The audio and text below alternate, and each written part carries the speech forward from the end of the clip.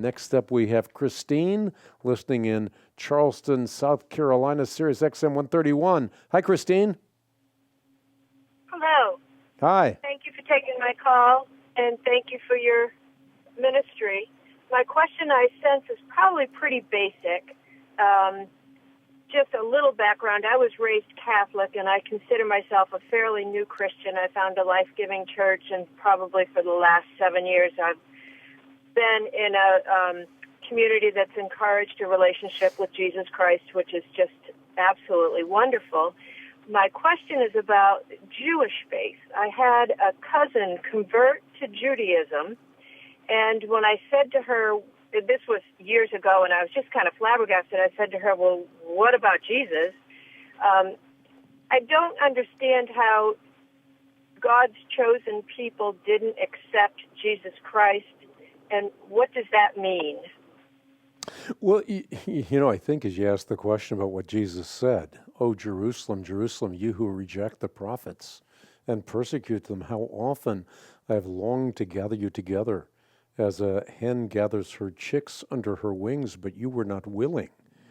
So there are those who, whether they're Jewish or whether they're of some other identity, there are those who reject Messiah, and likewise there are Jews who embrace Messiah, recognizing that only Jesus Christ could walk through the doorway of the Old Testament prophecies. So what happens to people who reject Jesus? Well, I've often said the absence of truth is not what damns, it's the despising of truth that damns.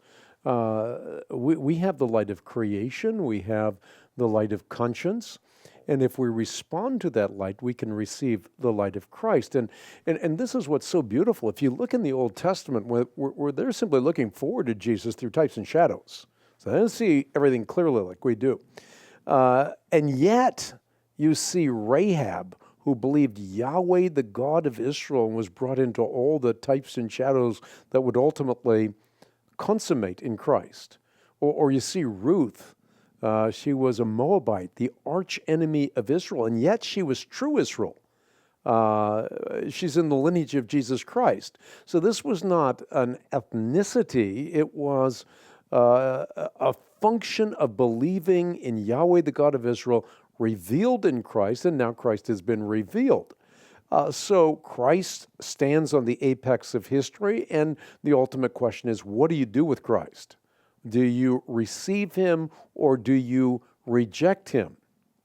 Well, if you have the knowledge, in other words, the knowledge of creation, there is a God, the knowledge of conscience, God has written his DNA on the tablet of our conscience. If you have that knowledge, then you can get the further knowledge.